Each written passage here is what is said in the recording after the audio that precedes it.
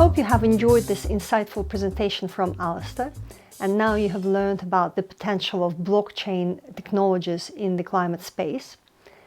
It has been a rather comprehensive overview, and the only thing which I could probably add to this is the recent trend to use blockchain as an organizational structure called DAO, which stands for Decentralized Autonomous Organization. DAO is another sign of Web3 adoption. Let me remind you what Web3 is. Sometimes it is also called Web 3.0. Web3 as a term was introduced by Gavin Wood, the president of Web3 Foundation, and it represents the next phase of Internet, or even how the society can be organized in future. Web 1 was the era of open decentralized protocols, where most online activity involved browsing individual static pages. Web 2, which we are now experiencing, is the era of centralization, in which a large part of communication and commerce occurs on closed platforms and is owned by a handful of technology corporations, subject to centralized control by regulators and government agencies. And Web 3 aims to solve some of the problems that have arisen in Web 2 by giving data ownership and power over digital identity, which now belongs to large technology companies, back to individual users. This is how Gavin Wood describes it. Web 3 is reimagination of the sorts of things we already use the web for, but with a fundamentally different model for the interactions between parties. Information that we assume to be public, we publish. Information we assume to be agreed upon, we place on a consensus ledger. Information that we assume to be private, we keep secret and never reveal. Communication always takes place over encrypted channels and only with pseudonymous identities as endpoints, never with anything traceable, such as IP addresses. Web 3 refers to a decentralized online ecosystem based on blockchain. And this idea of decentralization enabled by technology gave birth to new organizational structures, DAO. In DAOs, the members join together for a certain mission and can collectively participate in decision-making and managing funds or assets without a central authority. Usually, members of a DAO own tokens of the DAO and can vote with these tokens. So DAO is first and foremost an online community with common goals and joint ownership of the crypto wallet. It's important to understand that the focus in DAO is on people, and technologies just help to come together and deliver projects and solutions. So what's the importance of this kind of organizations? First, a DAO has permissions built into its design, and it's most often anonymous, which means there is less room for gender, race, or economic bias. Within a DAO framework, the community votes for a shared outcome, allowing inputs from all parties rather than relying on a few at the top. DAOs can change the face of work as we know it, giving people more opportunities to choose projects which they want to work on. Like every organization or company, DAOs tend to operate with the help of rules and agreements. However, unlike traditional organizations where these rules and agreements were documented and signed through a legal process, DAO is using smart contracts instead. Usually a group of DAO creators approves and establishes the rules of DAO through automated execution of the smart contracts. Every decision and movement within a DAO is represented by transactions on a blockchain, where DAO smart contracts were deployed. What's unique about DAO is that it offers opportunity to grow and build communities and businesses in a decentralized way with collective decision-making, and this has been disrupting many sectors from finance to charities. Some of them appear and disappear, others continue to thrive. There are quite a few classifications of types of DAO. Here are examples of a few classifications of types of DAO. And don't worry if you can't review this straight away, because I will provide links to this information in the resources section of the training. And here's another compilation of decentralized autonomous organizations by type. Then we also have so-called impact DAOs, which might be across any of the categories you have just seen. But their goal is to achieve tangible positive externalities by redesigning core mechanisms of the society which are causing problems in the first place. And most climate DAOs can be considered impact DAOs. A host of different issues are being addressed by climate change DAOs, including carbon emissions, soil health, deforestation, and crop fertility. Organizations like MakerDAO, Declimate, and Refi DAO are leaders in the adoption of DAO structures to implement the changes required to address the negative impacts of climate change. One example, DAO Earth Fund, was initially created to champion the inclusion of everyone in climate conservation. But now you can see on their website that they support various causes, starting from carbon removal and green technologies to society and inequality and ecosystems and conservation. It works by pulling resources together. You can join a community dedicated to a cause you're passionate about by buying Earth tokens, and then you can take part in voting to which projects the funds should be allocated. Through a DAO of engaged users, a democratic treasury dedicated to funding planet-saving projects, Earth Fund has created a new and more equitable course for positive change. Whether you hold one Earth token or 1,000, you have a say in how our treasury is used. Access to a global community of people who care deeply about our impact on the planet. And the possibility to be rewarded with One Earth for your contributions. Earth Fund is built on the blockchain, it's built on the Ethereum network, and the idea around it is that you can launch these cause-based communities. So the Never Alone cause is one of those communities, and these run as DAOs. So DAOs are decentralized, community-governed organizations based online. And what that allows you to do is to have the community itself make decisions about how the charity runs. So you can communally, collectively crowdfund, but then once you have that pot of money, the community gets to decide in a completely democratic way where those funds go.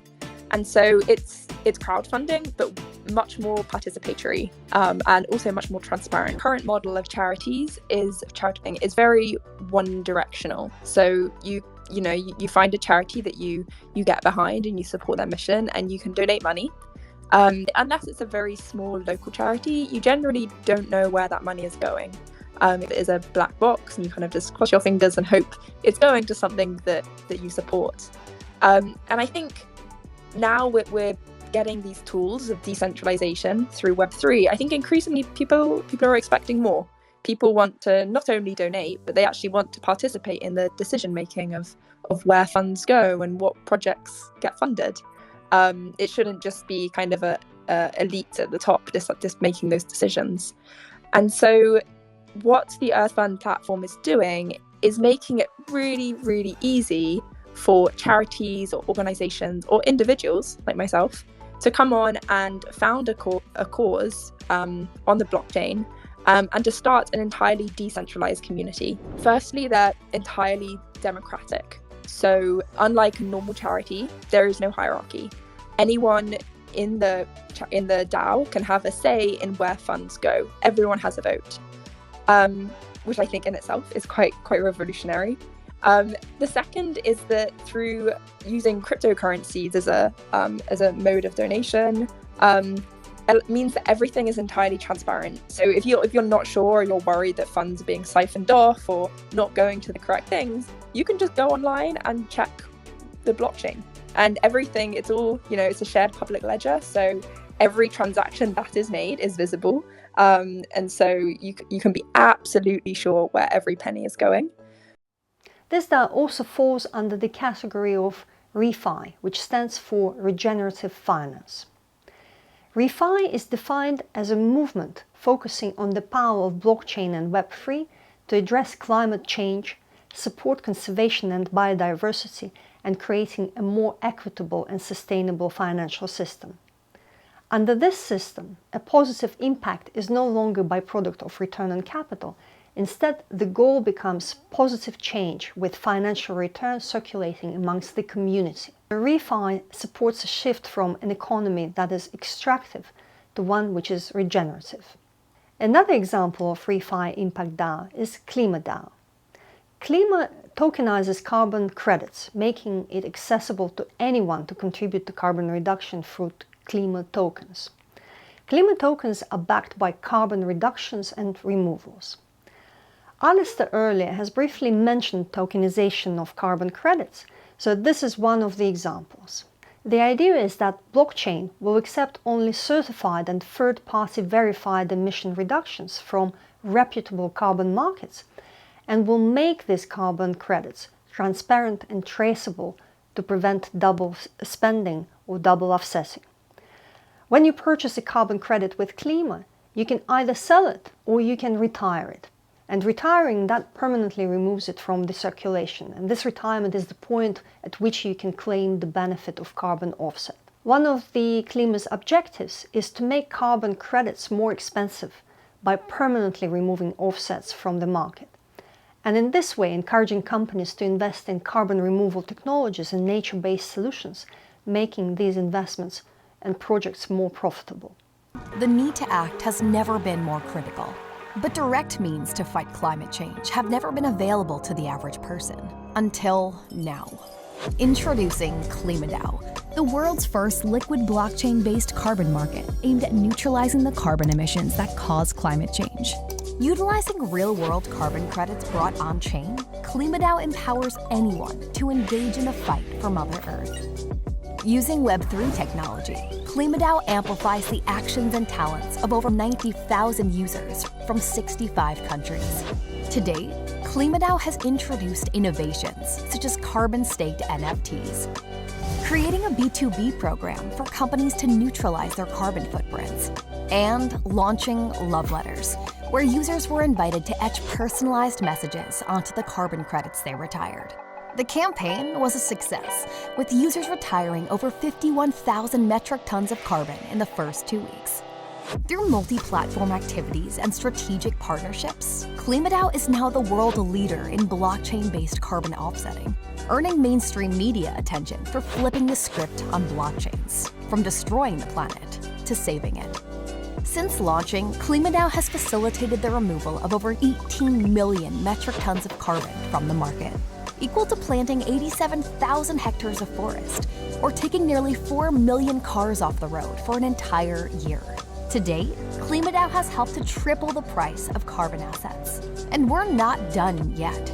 By democratizing the process of carbon offsetting, Climate DAO has empowered individuals to make a difference, one carbon credit at a time. You might have noticed that in their promotional clip, Klima refers to DeFi rather than ReFi. So this is another term which I'd like to explain. DeFi stands for Decentralized Finance, which refers to financial technologies based on secure distributed ledgers, which is similar to those used by cryptocurrencies. So in the context of Klima, ReFi refers to their impact on climate and environment, but they use DeFi technology to distribute Klima tokens and give holders exposure to the rapidly growing voluntary carbon market, and to enable value creation for carbon projects. More recently, the price of Klima tokens has been volatile, maybe because the carbon offsetting is quite a controversial subject due to the association with the greenwashing by some companies. But many analysts highlight that Klima DAO plays an important role in disrupting voluntary carbon trading markets, unlocking transparency, efficiency, and accessibility. According to IPCC report, good quality independently verified carbon credits are playing an important role in the decarbonization. And we discussed the topics of carbon markets and carbon offsets in more detail in our courses, Climate Negotiations and Guidance for Policymakers, and Every Company's Guide to Climate Action. Now I would like to look at the DAO which was formed earlier this year as a response to a specific climate emergency. And this DAO is a collaboration of several DAOs. It is called Redemption DAO. In July 2022, the Democratic Republic of Congo was going to auction 27 million hectares of land, 30 blocks across 5 distinct basins. Since then, the auction has been postponed till first quarter of 2023. But why was it such an important event? The Congo Basin makes up one of the most important wilderness areas left on Earth. It stands as the world's second largest rainforest with the largest tropical peatlands, which naturally absorbs carbon from the atmosphere. And that is why selling exploration rights for these lands to oil and gas companies means a complete disaster for the planet. While the auction is geared towards oil and gas sector, the government also announced that they would accept bids from crypto and carbon credit firms, provided that these companies have solid financial backing. Within hours, the ReFi crypto community came up with Redemption DAO, raising funds to be able to bid against fossil fuel companies. We have 7.5 years left to reduce global emissions by 50%. And right now, the Democratic Republic of Congo is about to auction off about 4% of the world's second largest rainforest. To be exact, it's 11 million hectares of dense rainforest and peatlands, comprising about 3 years of global annual emissions stored in the soil. They're not auctioning it off to anybody, but specifically to oil companies who are undoubtedly going to destroy the natural habitat, make it a really hard time for the local 80 million people that depend upon it to survive, extract the oil, and burn the shit, which is going to be bad for all of us, not just the people in the Congo, not just for Africa as a whole, but for every single human on Earth. I don't know about you, but it's been getting pretty hot in here this summer, and I know for a fact that this is as a result of the forests that we are cutting down and the carbon that we are burning every single day as a result of the lives that we live. And so if you or anyone else on this earth wants to have a chance at seeing 2030, 2040, 2050 and beyond without being absolutely fucking roasting, we need to stop this sale from happening. We need to preserve rainforests that we've got. We need to focus on the people on the ground who depend upon this for their survival and have been calling out to all of us for help for years. We have to get our minds focused on what actually matters. And I know for a fact that thriving natural ecosystems are vital to all of our well-being. So if you're in Web3 and you like getting in early, this could be a great opportunity. Deploy your money towards impact. Let's buy these forests out of the hands of the oil majors and let's preserve it for the people of the Congo, for the people of Africa, and for the people of the earth. Initially formed by the members of ReFi DAO, Dream DAO and Climate Collective, Redemption DAO now has cross-organizational support from leading players in regenerative finance, including the HBAR Foundation, Declimate, members of Flow Carbon, Protocol Labs, Gitcoin, Regen Network, and many more. The Redemption DAO has 3 primary objectives: raise awareness about the rainforest auction, launch a successful bid, and more importantly, co-create a new model for rainforest stewardship and nature-based revenue. The idea is that they will work with the government and local organizations to establish community land trusts. At the same time, the DAO will also work with leading buyers of carbon credits and other nature-based services to create long-term revenue streams for the preservation of the land. Whether they would be able to succeed in the bid and build this new economic model, only time will show. But this is a good example how Web3, blockchain, and the power of crowdfunding can support the fight against climate change. Now I want to show you another type of climate DAO called Declimate. I did mention it briefly earlier. So this DAO is all about climate data. Climate data is becoming more and more important, not only for physical risk management, but also for managing transition risks, especially now with the wider adoption of TCFD regulations. If you want to learn more about it, you can watch my training course on corporate climate reporting. Every company or organization that is impacted by weather needs climate data, models, and resilience tools for planning and risk assessment and mitigation. Climate data is an essential resource in the fight against climate change. Virtually everyone needs it. Businesses large and small, financial institutions, academics, professional sports teams, and governments at every level around the world. All of these stakeholders depend on data, analytics, and models about our planet to understand how weather and climate impacts them. Because climate data is so important, well, in fact, some analysts believe that 70% of the world's GDP is impacted by weather, it is critical that climate data is more accessible, reliable, and transparent. Having not just raw data, but advanced models, analytics, and forecasting tools will help businesses better understand and manage climate risks. So Climate DAO has become a first transparent, decentralized climate data marketplace where its participants can buy and share data and contribute to an open ecosystem of data-driven climate resilience applications. Without access to good, usable, and easily understandable data, millions of stakeholders affected by weather have no insight into how climate change impacts them. Declimate solves this problem.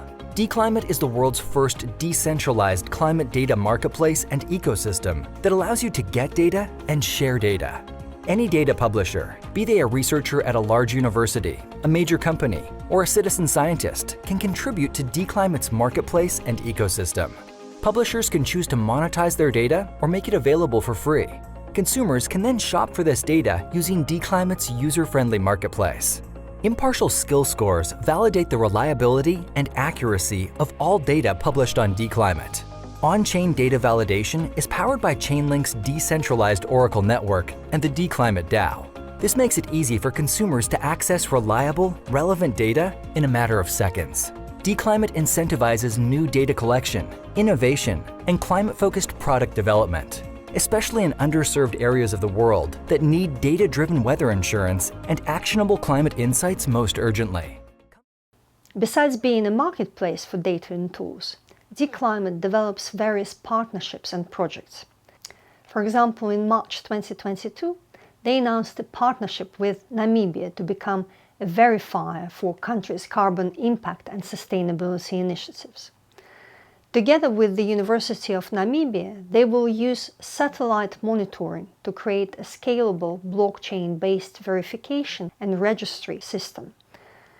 This will be used for quantifying Namibia's overall carbon impact, verify countries' carbon credits, and help support ongoing green hydrogen projects.